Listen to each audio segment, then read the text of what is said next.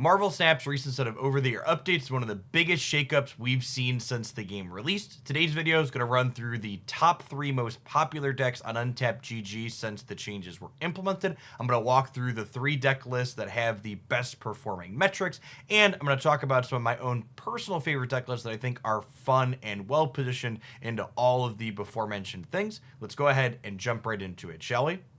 Magic was definitely the card that received the biggest update in our recent set of changes, and she is the focal point of the 2 most popular decks currently per Untapped.gg. Mr. Negative Surfer mashup really loves both parts of her chain. She is now not only a 3 energy card that gets buffed by Silver Surfer, but Mr. Negative decks in general have always loved playing Magic even when she costs 5, because getting an extra turn gives you an additional chance to draw one of your really powerful inverted cards. The rest of this deck is just looking to play a bunch of things that are good with both Surfer and Negative. We've got Ironheart, Mystique, and Wolfsbane that are all cheap or free when inverted with Negative that power up with Surfer. We've got Brood as well as Rogue as a tech card. We've got Bass to take all of our low power things and pump them up. And then we've got a dash of Wong and Iron Man at the top end of our curve here that can just do really over the top powerful things with this deck. If you're looking to play a Mr. Negative deck, in addition to being powerful, this one has also had really good stats early on in this developing metagame. The second most popular deck per Untapped.gg so far is another deck leveraging Magic here that can take advantage of getting a 7th turn. Hela not only wants extra chances to draw its namesake, but even in the games where you don't find the cards you're looking to execute altogether, this deck is really good at taking advantage of having an extra turn because you want to play out the Living Tribunal alongside Onslaught and Iron Man into the same path to give you a chance to just absolutely overwhelm your opponent.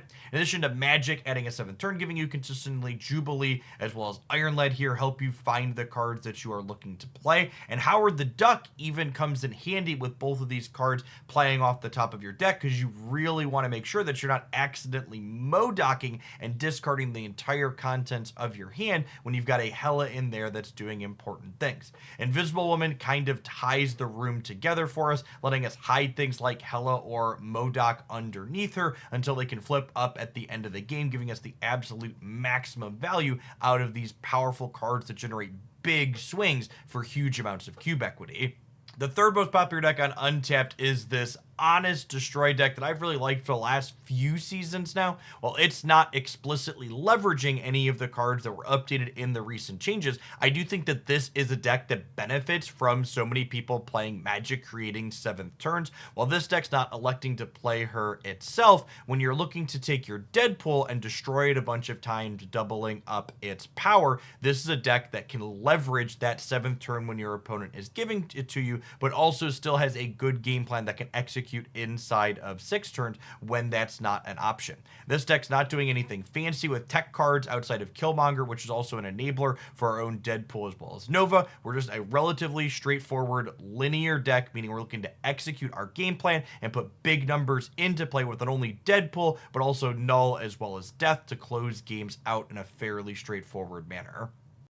Moving along for the most popular decks on Untapped GG to the decks that have the highest average cube rates, or the ones that in theory have been the top performing after the recent OT updates. We have one that I thought was going to be a good change once Bounce was eventually adjusted, and that's the Stature Good Stuff deck list. For those that aren't familiar, this deck is just looking to play a bunch of on-rate high quality cards. We have Stature, 6 power for 1 energy. We have Miles, 5 power for 1 energy. We have Darkhawk, arguably the largest 4 energy card in the game. And then we have disruptive elements that enable these things, such as Black Bolt and Rock Slide and things like Polaris. And this deck really feels good into most of the format. The big thing that this deck has going for it is the fact that it ducks a lot of opposing tech cards. Things like Killmonger don't really bother us. Our only card that dies to opposing Shang-Chi's is Darkhawk, and if that's a card that's on your radar in a given matchup, you can make sure to kind of manage priority and make your Darkhawk your final play of the game to duck theirs.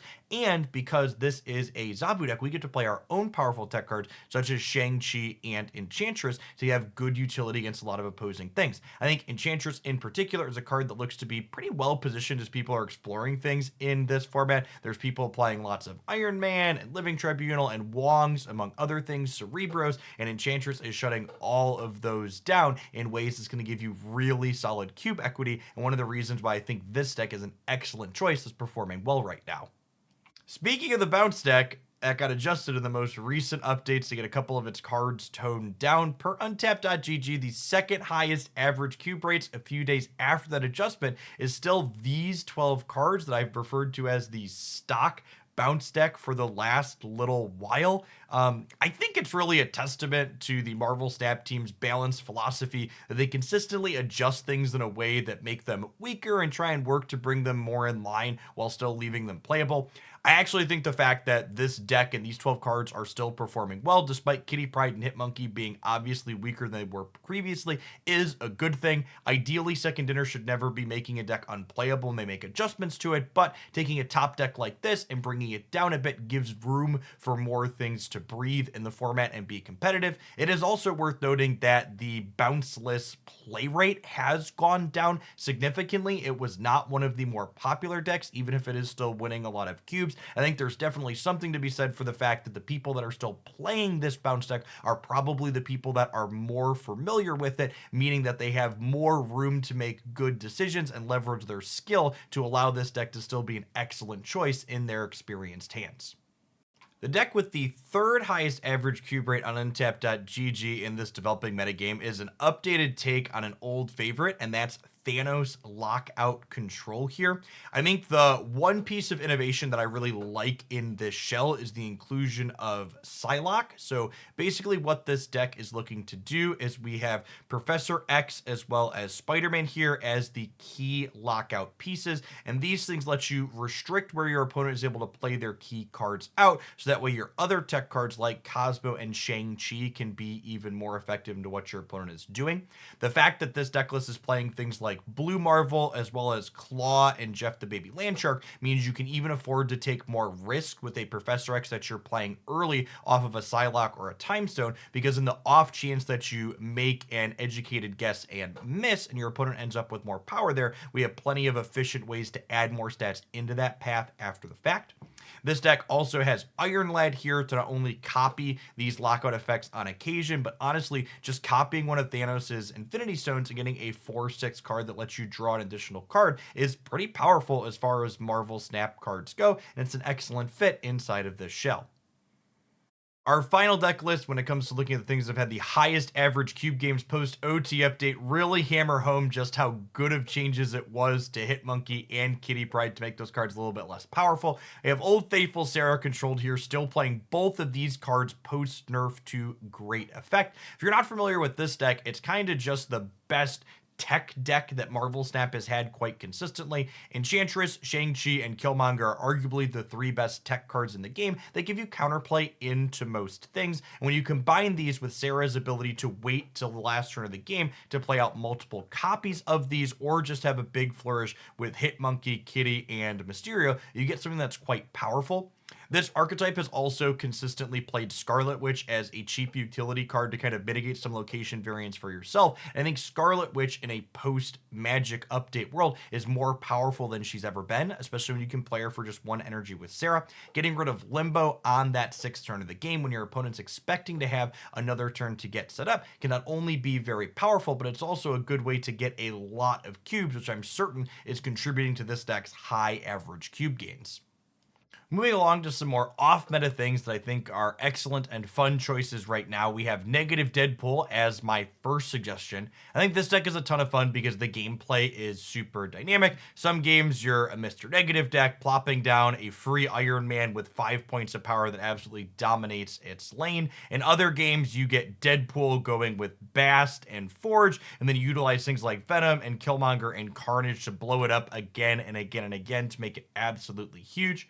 In other games, you have Null in combination with Arnim Zola blowing it up and copying it across the board, doubling up its stats and absolutely dominating the 2 lanes that your Nulls end up in. And then other times, you get a blend of these strategies coming together where you get a free copy of Zola or Null with Mr. Negative in a way that's really difficult for your opponent to predict exactly how many stats you're going to have and where those stats are going to end up at. If you're looking for a deck that is explosive and hard for the opponent to get a good read on, I think this deck list is an excellent choice, especially since it is phenomenal at leveraging the recent change to Magic.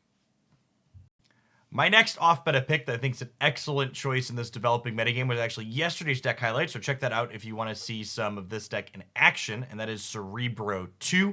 Magic was an absolutely massive upgrade to this deck. Not only does she help you hit your Cerebro 2 more consistently by adding a 7th turn of the game, but she's also another way to mitigate location variance that's often very detrimental to this archetype, allowing you to neutralize locations that are going to mess with the power of the things that you have in play, negating your Cerebro bonus.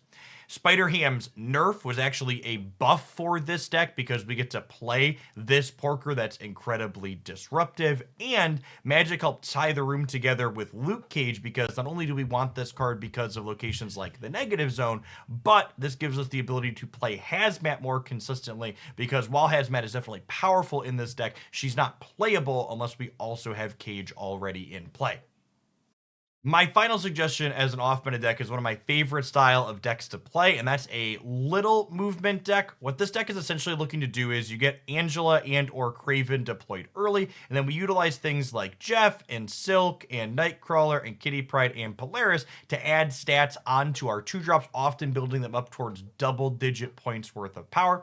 In the final turns of the game, we try to close things out with powerful tech cards like Shang-Chi and Enchantress, as well as a dash of location control with Spider-Man to kind of mess up our opponent depending on where they're able to play to the board.